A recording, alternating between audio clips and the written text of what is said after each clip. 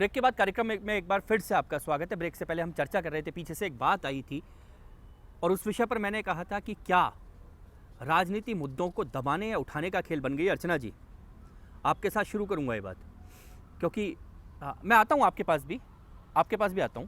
ये पूरा वर्ष मैंने कहा ना कि जिम्मेदार वो नहीं है जो सत्ता में बैठे हैं, जिम्मेदार वो भी हैं जो बाहर बैठे हैं, जो राजनीतिक व्यवस्था का हिस्सा हैं, वो सब जिम्मेदार हैं। लेकिन जितनी कटुता, जितनी द्वेषता मैंने इस समय अनुभव की, वो सचमुच में विचार करने योग्य है। क्योंकि सबसे बड़ी विडंबना है कि आप जब जनादेश आता है, अप्रत्याशित आता है, तो लोग उम्मीद करते हैं कि जनता उसकी आकांक्षा पे, उसकी कसौटी पे खरी उतरे और सरकार खरी उतरे, जनता ये उम्मीद करती है। लेकिन विडंबना क्या हुई कि आपने वादे तो बहुत किए और हम परसेप्शन के आधार पर चुनाव भी जीत गए, लेकिन वादों को पूरा करने की जब स्थिति आई तो ऐसा लगा कि आप कुछ मुद्दों को लेकर के बहुत ज़्यादा एम्बिशियस हो गए और आपने दौड़ना शुरू कर दिया और दौड़ते दौड़ते स्थिति हुई कि बीच रास्ते में अटक गए। अब आपने हर मुद्दे को तो राष्ट्रीय स्तर को और राष्ट्रीय को तो अंतर्राष्ट्रीय बना दिया और जो राष्ट्रीय स्तर के मुद्दे थे वो गौण होते चले गए और कहते हैं ना, जैसे टीवी चैनल्स की टीआरपी होती है, उस होड़ में सरकार लग गई। अब समझ नहीं आया कि वो किस होड़ में देश को गवर्नेंस देना चाह रहे थे या फिर अपने लिए कुछ करना चाह रहे हैं व्यक्ति विशेष के रूप में। और सबसे बड़ी विडंबना भी ये भी अनुभव की हमने, ये कोई सिर्फ इससे नहीं कि मैं विपक्षी पार्टी का प्रतिनिधित्व करती हूँ, आपने कहा ना जिम्मेदारी हमारी भी है, लेकिन जब सारी शक्तियाँ जो एक व्यक्ति में समाहित होने लग जाती हैं ना और संकेंद्रण हो जाए अधिकारों का, तो समस्या उत्पन्न होती है। अब आप जब सर्जिकल स्ट्राइक की बात कर रहे थे तो पहली बार मैंने देखा कि सर्जिकल स्ट्राइक जो एक आर्मी का फीट होना चाहिए और था भी, और उससे पूरे देश को गर्व भी है, लेकिन उसका पॉलिटिकल अकाउंटेबिलिटी क्यों लेनी चाहिए आपने? डीजीएमओ पर हमें विश्वास है, देश की जनता को विश्वास है। उन्होंने जैसे टेलीविज़न चैनल्स पे आकर कहा कि हम गए, हमने सर्जिकल स्ट्राइक की और हमने वहाँ उनको नेस्तनाबूद किया, पूरे देश ने विश्वास किया, सैल्यूट किया। लेकिन उसके तत्पश्चात आपने उसका फ़ायदा लिया पॉलिटिकल, आपने होम मिनिस्टर की प्रेस कॉन्फ्रेंस करवा दी। ये सारी चीज़ें विचलित इसलिए करती हैं कि आप एक ऐसे आर्मी फीट का पॉलिटिकल एंडेवर के रूप में इस्तेमाल करना चाहते हैं और फिर जाकर के हमारे मंत्रियों ने अपने स्वागत करवाने शुरू किए। आपने कहा ना कि सर्जिकल स्ट्राइक की उस पर राजनीति क्यों हो गई, लेकिन आपको एक चीज़ और देखनी पड़ेगी कि 87 लोगों की, यानी हमारे सैनिकों की जान गई है इसमें, और कैसे गई है, वो जिस प्रकार से गई वो निंदनीय भी और शर्मसार भी करता है। आपको ध्यान होगा 2012 में एक कमेटी बनी थी, उस कमेटी के रिकमेंडेशंस आए थे कि हम इन्फिल्ट्रेशन को रोकें, उससे पहले हमारे उस सारे पैरामीटर्स को हमें सेव करना पड़ेगा जो हमारे आर्मी कैंपसेस से जुड़े हुए हैं, हमारे एयरफोर्स बेस से जुड़े हैं। एक मिनट अर्चना जी, आपको रोक के मैं हिमानी जी के पास चल रहा हूँ। हिमानी जी, यहाँ ज्योतिषीय आकलनों में मेरे पास कोई नहीं है अभी, लेकिन आप टैरो कार्ड, क्या 2016 जब शुरू हो रहा था ये सब जो हुआ, इसकी क्या उम्मीद थी ज्योतिषीय हिसाब से भी? ज्योतिषीय हिसाब से तो आप ये देखिए, चंद्रमा की स्थिति हर 2.25 से 2.5 दिन में बदल जाती है। सूर्य हर 1 महीने में अपनी राशि बदल लेता है। 125 करोड़ 132 करोड़ की जनसंख्या में हर किसी की जन्मपत्री एक अलग तरीके से आती है। जब मोदी जी ने शपथ ली थी, उस समय की जो लग्न कुंडली बन रही थी, उससे बहुत स्पष्ट था कि ये जो परिस्थितियाँ हैं एक ऐसे शासक को जन्म दे रही हैं जो सहज नहीं है, जिसके जो फैसले हैं बहुत ही एडमेंट होंगे और बहुत ही स्ट्रॉन्ग होंगे। अब वो ग्रहों की गणित थी, उसमें किसको कितना नफ़ा हुआ, किसको कितना नुकसान हुआ, मेरे ख्याल में जो नेक्स्ट इलेक्शंस आ रहे हैं 2019 में, वो सारी चीज़ें स्पष्ट कर देंगे। एंड जहाँ तक आपका एक प्रश्न है कि सभी ग्रहों और राशियों के हिसाब से अगर हम हर चीज़ को देख के चलें, तो हर किसी का एक व्यक्तिगत, एक इंडिविजुअल डेस्टिनी होती है। शब्द का है, उस शब्द के साथ मैं बाकी लोगों के पास चलूँगा, लेकिन आप अपनी बात कंटिन्यू कीजिए। जैसा सबका अपना एक निश्चित भाग्य होता है, ठीक है, तो मुझे नहीं पता कि कहाँ तक ये बात सबको अगर उचित लगेगी, अच्छी लगेगी, नहीं लगेगी, पर 2025 तक के जो सिनेरियो आ रहा है, मुझे लगता नहीं है कि इतना आसान है मोदी जी को इस देश के जो सत्ता में हैं इस समय उस पद से हटा देना। निराश मत होइए, सिर्फ ज्योतिषीय आकलन।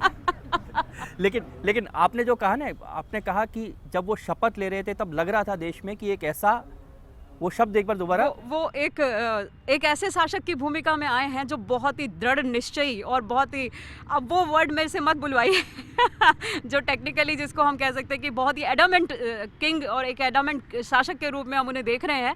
और ये एक बात बता दूं, 2016 में जो लास्ट के कुछ महीनों में, चलिए एक बार आपको रोकता हूँ मैं, इकराम साहब, क्या एडमेंट या जो इन्होंने शब्द कहा, वो शब्द मैं भी नहीं कहना चाहता, लेकिन ज्योतिष के हिसाब से जो गणित, क्या ये इस बदलते हुए देश में एक बार ये जरूरत नहीं थी क्या? क्या इस एटीट्यूड की, अर्चना जी आऊँगा, पहले मैं पीछे भी चलूँगा कुछ लोगों के पास, क्या इस देश में एक ऐसे एटीट्यूड की ज़रूरत थी या नहीं थी? नहीं, जिस एटीट्यूड की बात हमारी ज्योतिषी जो कर रही हैं, वो अपने आप में वो एडामेंट हो सकते हैं, लेकिन एडामेंट होने के लिए देश की जनता क्या सोचती है, देश की जनता कहाँ तक पहुँचती है, देश की जनता का कितना हित हो रहा है, देश किस कदर दुख में महसूस कर रहा है, देश किस कदर पीड़ा में चला गया है, इन सब चीज़ों का भी नो डाउट उनके निर्णय अच्छे हो सकते हैं, लेकिन अगर उनके निर्णयों से इस देश में अफरा तफरी हो जाए, अराजकता हो जाए, एक अजीब सा माहौल पैदा हो जाए, आम आदमी की आंखों से आंसू बहने लगे, गरीब आदमी तड़पने लगे, तो चाहे वो अपनी तरफ से निर्णय उनके कुछ भी, लेकिन मैं इसे जिद ही कहूँगा कि अपनी जिद में आकर के। इकराम साहब, क्योंकि आपने एक जिद और देखी है, एक जिद और आपने देखी है 75 से 78 तक, याद है वो जिद? हाँ बिल्कुल बिल्कुल सही कह रहे हैं आप, लेकिन आप लेखक थे, आप पत्रकार थे, आप कवि भी हमारे साथ बैठे, क्या वो जिद ये जिद दोनों को आज अगर तोले? हाँ, तो जो जिद आप 75 से 78 की बात कर रहे हैं, उस जिद में और इस जिद में ज़मीन आसमान का फ़र्क है। मतलब इतना ख़राब माहौल मैंने उस समय नहीं देखा था जितना मैं इस समय देख रहा हूँ। मैं ये महसूस कर रहा हूँ, जिस डीमोनेटाइजेशन की बात आप कर रहे हैं, अपमोनेटाइजेशन की बात आप कर रहे हैं, जिससे ये 2016 हमेशा याद किया जाएगा। इस 2016 को इस मुद्दे के लिए हमेशा याद किया जाता रहेगा कि बाप की लाश इंतज़ार में है और बेटा अभी कतार में है। चलिए, पीछे से एक कुछ कह रहे थे वो उस समय, मैं उनके पास चलता हूँ, फिर मालपानी जी के पास आऊँगा। जी, 2016 याद रखा जाएगा, है ना, वो इकराम साहब कह रहे हैं, और जनता का ये दुख दर्द इनका जो कहना है। जी, इन्होंने बिल्कुल ठीक कहा। आजकल का जो किशोर व्यवस्था है वो एकदम उनका मानसिक संतुलन वो खोता जा रहा है, क्योंकि लोगों को, युवा पीढ़ी को संतुलन इसलिए खो पा रहे हैं वो लोग, क्योंकि उन लोगों को प्लेटफॉर्म ढंग से नहीं मिल पा रहा है और वो धीरे धीरे तनाव की स्थिति उनके ऊपर आ रही है। वो धीरे धीरे घर छोड़कर बाहर जाने लगे हैं, जबकि वो करियर उनका सेट हो रहा है, लेकिन वो मन और शांति जो उनको चाहिए वो ढंग से नहीं मिल पा रही है। एक तनाव कहीं ना कहीं पैदा हो रहा है। इधर से आप हाथ खड़ा कर रही थी, इधर से आगे आगे। मैं हिमानी जी के बात पे कुछ कहना चाहूँगी कि टैरो कार्ड रीडर के हिसाब से इन्होंने बोला कि मोदी जी बहुत अच्छे शासक रहे हैं या रहेंगे या रहते आएंगे या अभी तक रहेंगे। मैं ये चाहती हूँ, मैं टैरो कार्ड जैसे इन्होंने रीड किया तो उन्होंने ये रीड नहीं किया था कि नोट भी बंदी होने वाली है। हाँ, ये तो इस पे तो सारे देश के दुनिया के ज्योतिष फेल हो गए। बिल्कुल। इधर से उधर माइक दे दीजिए, फिर मैं आता हूँ। अर्चना जी ने बहुत अच्छी बात कही है कि जो कोर मुद्दे हैं उनसे ध्यान भटकाने की कोशिश की गई है, बल्कि यूँ कहें इस वक्त के बहुत व्यवस्थित ढंग से देश में अव्यवस्था फैली हुई है।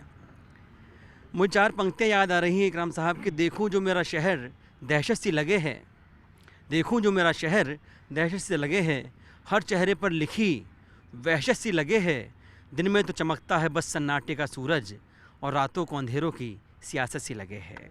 बहुत खूब, बहुत खूब। और उसके बाद सीधे मालपानी साहब के पास आऊँगा। देखिए, ये जो मोदी जी ने किया है या हमारी सरकार जो गवर्नमेंट करना चाहती है, तो मैं ये पूछना चाहता हूँ अपनी सरकार से भी, मोदी जी से, क्या हमारे देश में चुनौतियाँ कम हैं? क्या सारी चीज़ों के सॉल्यूशन वो निकाल चुके हैं? हमारी गरीबी, हमारी रोज़गार की क्षमता, हमारे युवाओं का खंडन, सारी चीज़ों के जवाब वो दे चुके हैं। जो उन्होंने ये नोटबंदी का आकलन किया, उनका मापदंड क्या कहता है मुझे तो कुछ समझ में नहीं आता, क्योंकि उन्होंने तो 50 दिन की एक मोहलत 50 दिन की एक मोहलत, इसलिए 50 दिन तो पूरे हो गए सर, लेकिन हमारे देश में जो लोग मर चुके हैं 50 दिन के दरमियान, जो लोग मरे हैं, उनके पास कोई जवाब है क्या इस चीज़ का? उनका परिवार, जो लोग लाइन में मर चुके हैं, उनके परिवार के लिए उन्होंने कुछ किया है या उसके लिए उनके पास कोई जवाब है? उनके लिए एक शेर कहना चाहूँगा सर मैं भी, कि जाने कैसा शहर हो गया और आदमी दरबदर हो गया। यहाँ पर तो आदमी दरबदर भटक रहा है। किन चुनौतियों की बात कर रहे हो आप? मुझे लग रहा है कि चुनौती शब्द और विश्लेषण दोनों, मालपानी साहब, चुनौती, विश्लेषण, और दूसरी चीज़, सबसे बड़ी चीज़ कि एक गुस्सा, ये केवल एक व्यवस्था के प्रति, एक या कहें नोटबंदी या किसी एक के खिलाफ नहीं, ये मुझे लग रहा है कि एक स्वाभाविक आक्रोश यूथ के अंदर भी पनप रहा है कि हमने जो किया है, हमको रिजल्ट चाहिए। नहीं, बिल्कुल सही कह रहे हैं।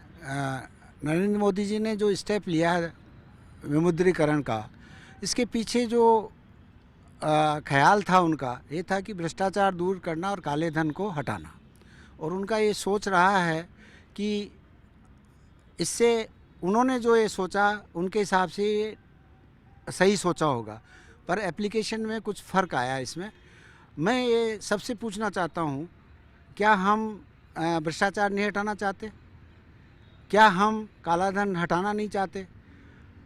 अगर इसके लिए अगर हम हाँ कहते हैं तो हमारे पास और क्या तरीका है उसकी चर्चा हम नहीं कर रहे हैं। हम उसकी खामियां निकालने की कोशिश कर रहे हैं उस एप्लीकेशन की। क्या हमारे पास और कोई तरीका है?